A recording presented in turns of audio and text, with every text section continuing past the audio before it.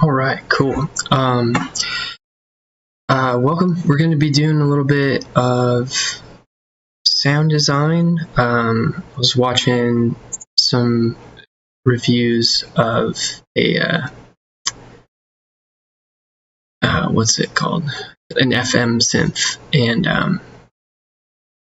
so we're going to be diving into a little bit of FM synthesis. I was thinking we can probably use this DX7 Dexed emulation, it's a really nice 6-operator FM synth, pretty much all the same capabilities as a Yamaha DX7.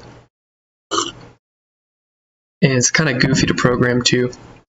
You got 6 operators. We'll just turn off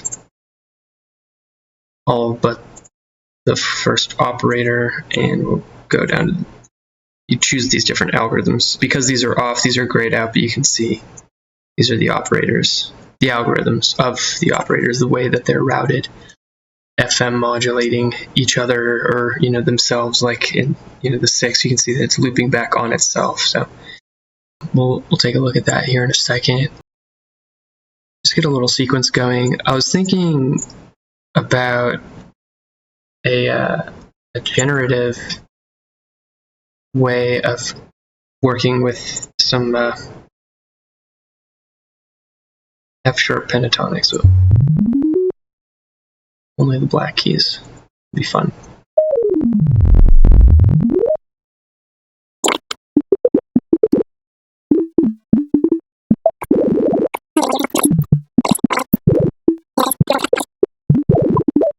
Get some space going between these two.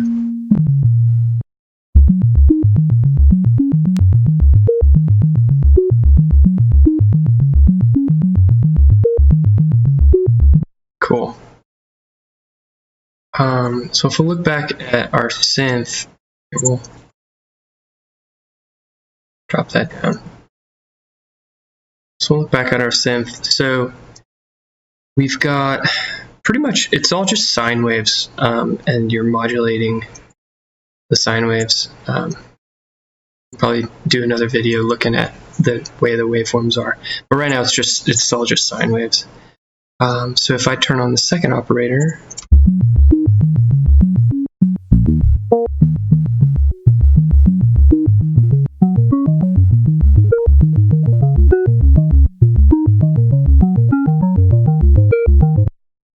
so the 1, 2, 3, 4, I don't know. They're just different stages of the way the volume happens over time. So it's EG rate, so it's an envelope generator rate, and then envelope generator level. All the operators have this. And for a second, I wasn't able to figure out how to get sound out of these envelopes. So there's a speed and a level, and I guess, I don't know if that's like area under the curve or something, but these are all curves over time. So if I speed up the second part of the envelope,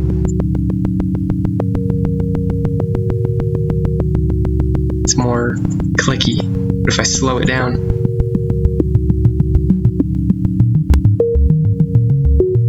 so now I want to modulate that, right? So I'll go up here. I mean, in Reaper, you just throw these LFOs from that parameter.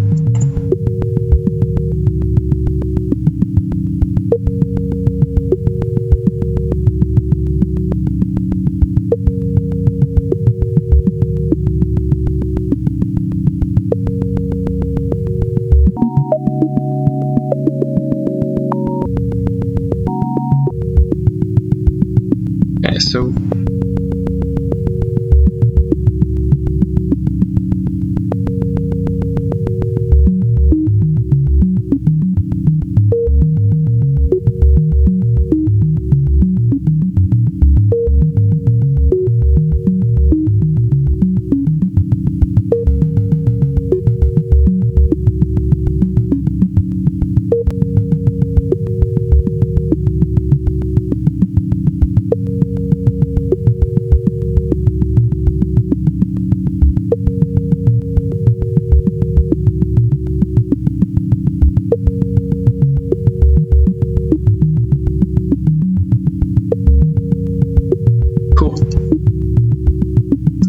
got like a little bit of a groove to it. So we'll let that go. We can always revisit, but clicking on that, hit parameter, and open up that LFO thing again. Let's look at this chorus, think about modulating that.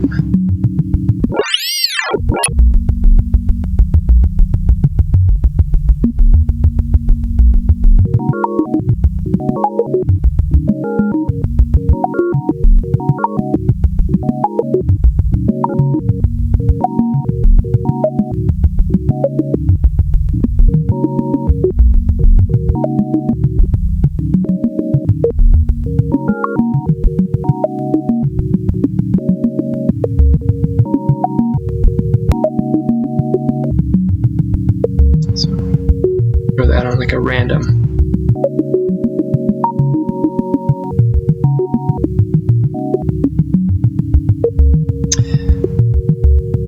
Cool.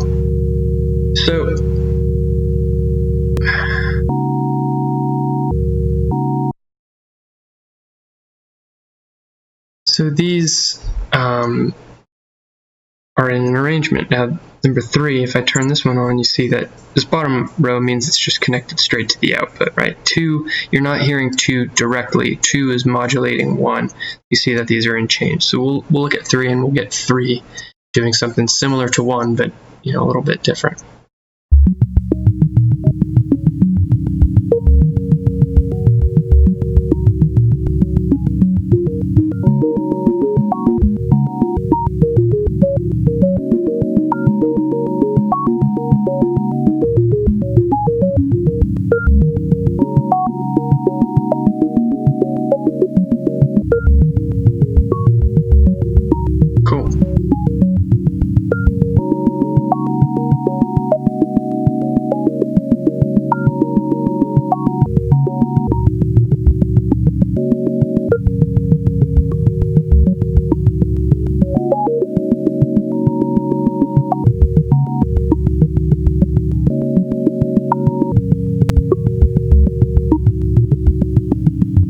Modulate that too.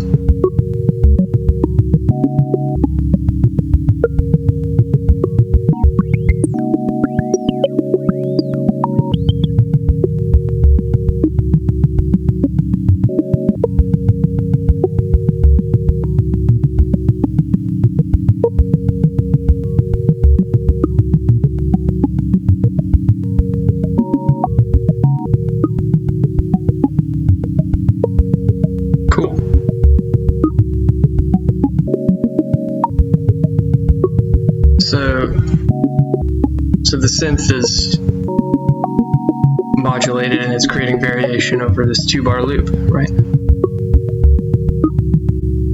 If I could take this and maybe that one too.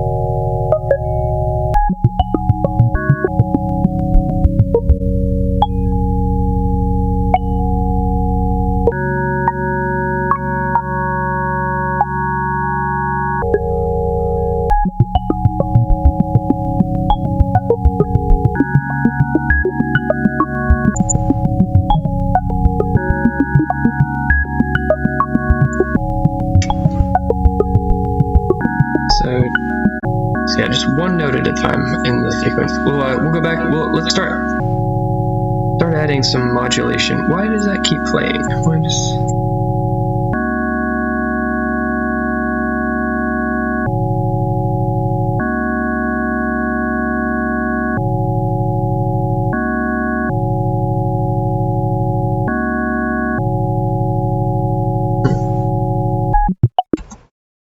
Okay, well, it looks like it stops on restart. So let's start. We'll turn on 2. Now we see 2 is being fed into 1.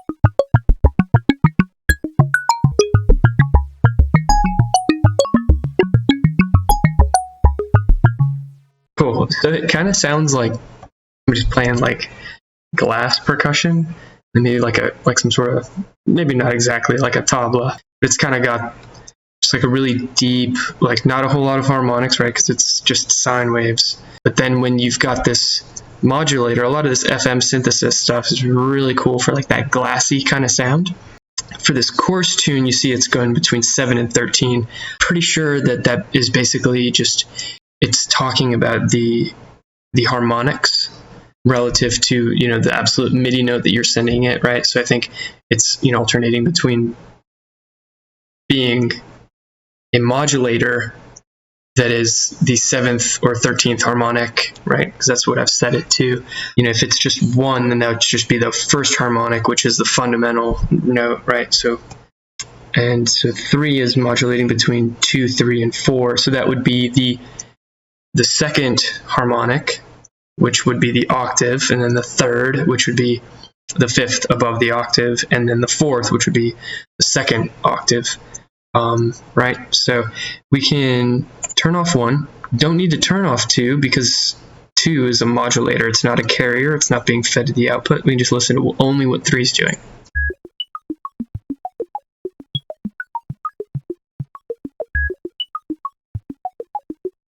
Cool. So aside from the melody that we've programmed, 3 is the automation that's on the course tune is changing whether or not the MIDI node is actually telling the oscillator to play some octave or that 5th that's between it, if it lands on the 3, right?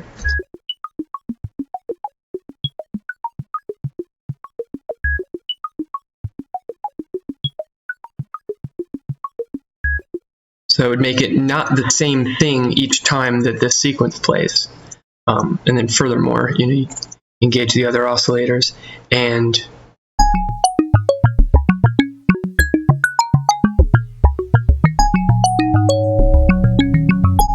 so say I want, every once in a while, I want them to ring out. Let's throw a saw wave into the mix.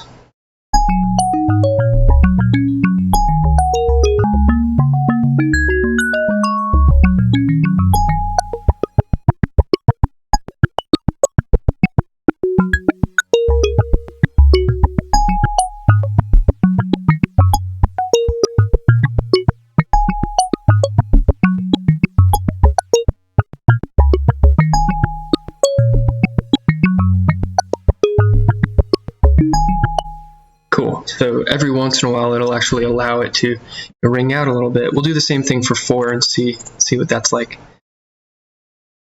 And the reason why I'm choosing triangles is because I want it to spend less time at the extreme. Now, I want it to just kind of meet it and then come right back down. I don't want it to curve like a sine wave, because this is an LFO, so it's a low frequency oscillator. I want it to curve.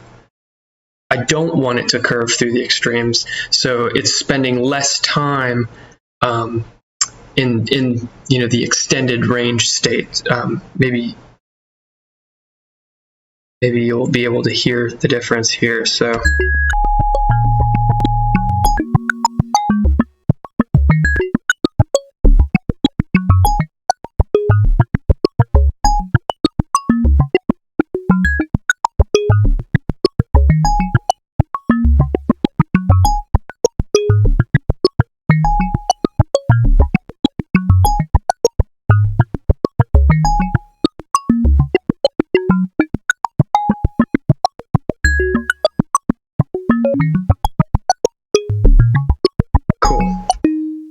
And now that we've got that kind of glitching out, and I mean, we can maybe come back in and, you know, engage the 4, you know, maybe even 5 if we want to, you know, get it sounding really glassy. But as soon as we start to do that, we're starting to complicate or make the actual harmonics that are coming out of 3 richer, which would take away from the kind of hand drum layer that we've got by using 3. So I'll leave that there for now. So let's start, you know, experimenting with some effects and see what we can come up with. And so again, I mean, let's see if we can keep this all free plugins. So we've got Dexed as our main synth. Let's see about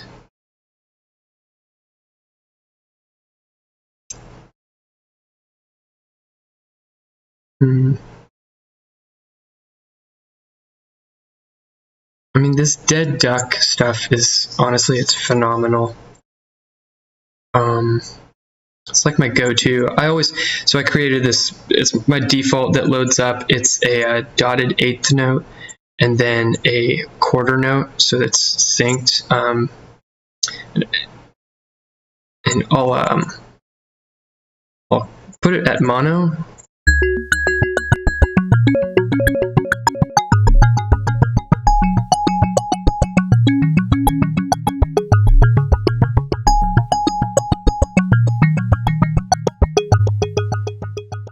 But yeah, the dotted eighth note and the quarter delay. If you have like a stereo delay, it's like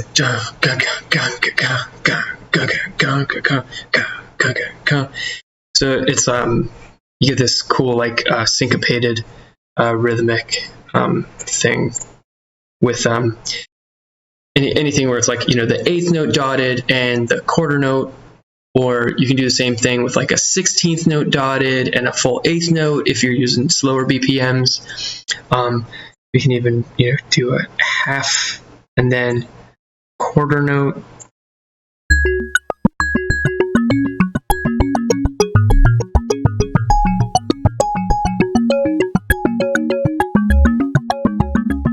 Super cute, but it winds up blurring a lot of stuff. So I like to keep at least you know, something to taste where it's not just creating some sort of smear across the entire loop.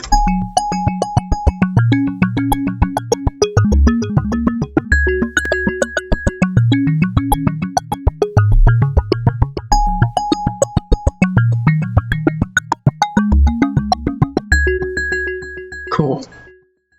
And yeah, why not a reverb, right?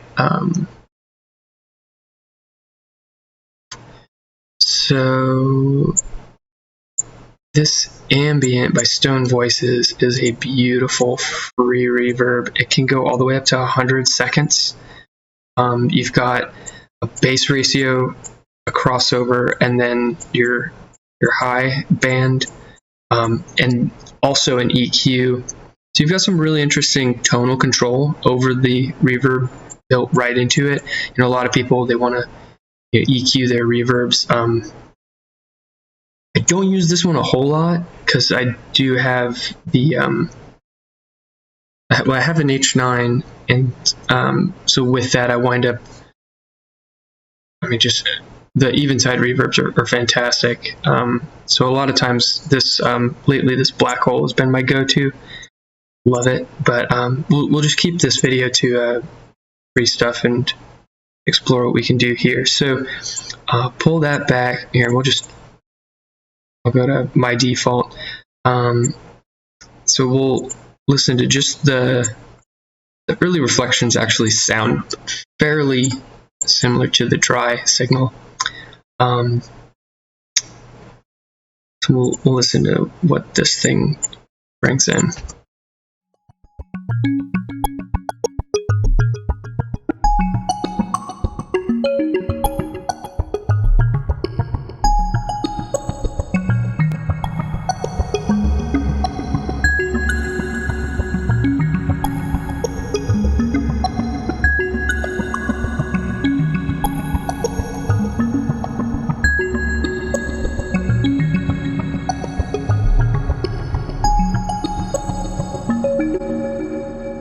I mean, it's like being like that width, you can almost get yourself into some trouble. It can get really wide.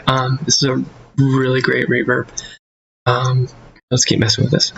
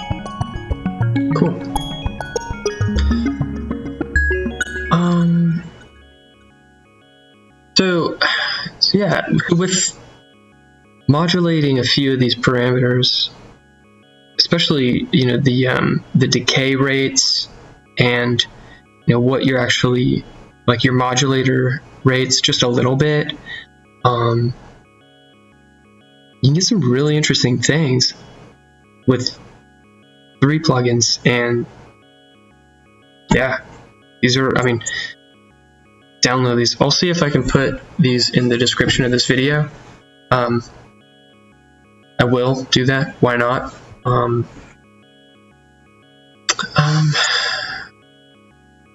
Guess we'll keep going forward with maybe some dynamic stuff. There's a compressor, it's called Faircomp, that uses a finite impulse response to really this attack time, like when it says 0 milliseconds, it is so fast. Even putting it through the ringer, I don't think it lets a single sample through before it actually grabs, with this threshold knob and, chokes it. It's almost like a perfect limiter. So we'll take off our time-based effects.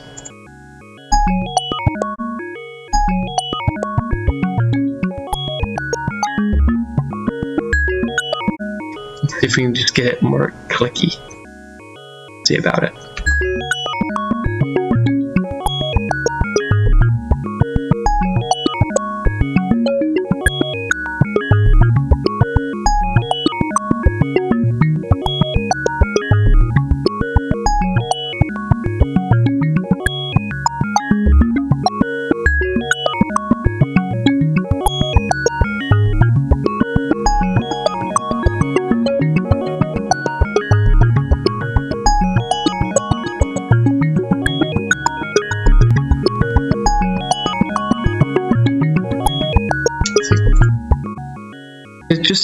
It brings out like a little bit of that like clickiness. It's so tastefully. I really I'm loving this as like it's so easy to just grab this and throw it on any kind of material.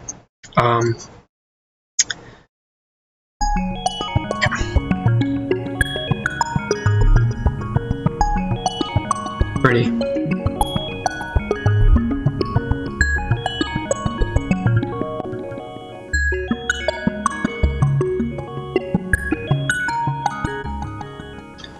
So let's slow it down and see if we can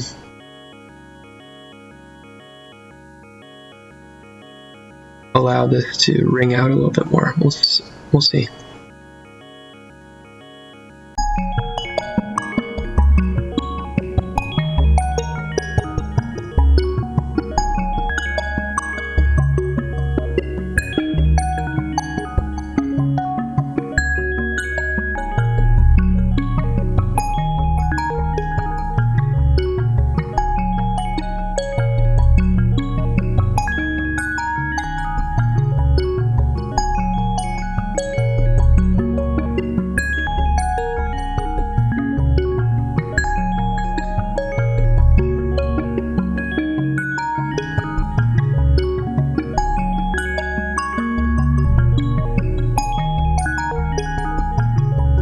So,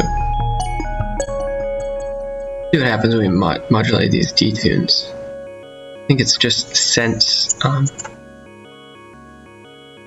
parameter.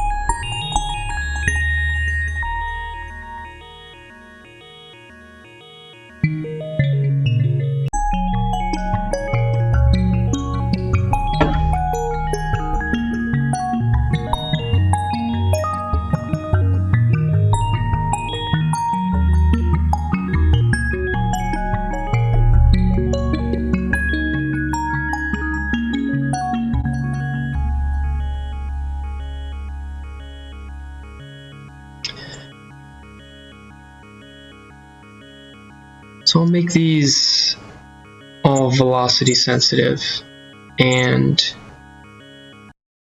we will put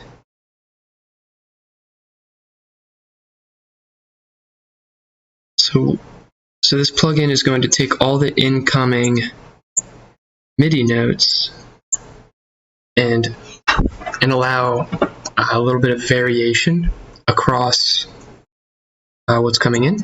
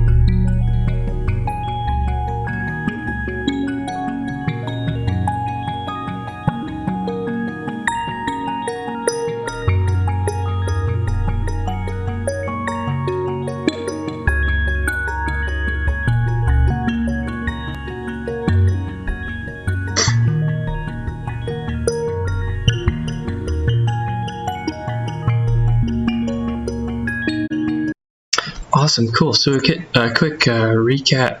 We're basically taking Dexed, just using the first algorithm, and so 2's modulating 1, 4's modulating 3, and we're throwing LFOs across the tuning to taste, and the envelope decay rates. That synth is going into a compressor, a delay, and a reverb, and near the end we just threw on another delay for good measure, with some different synced times, mixed fairly conservatively, as is the first one. And to keep it, I guess humanized, we've got these MIDI humanizers, totally cranking the velocity, and then setting that there, and then we've got another layer of humanization. And so I'll let this play out. If you stayed this far, thank you so much for hanging out with me. I hope you find this patch pretty. Cheers.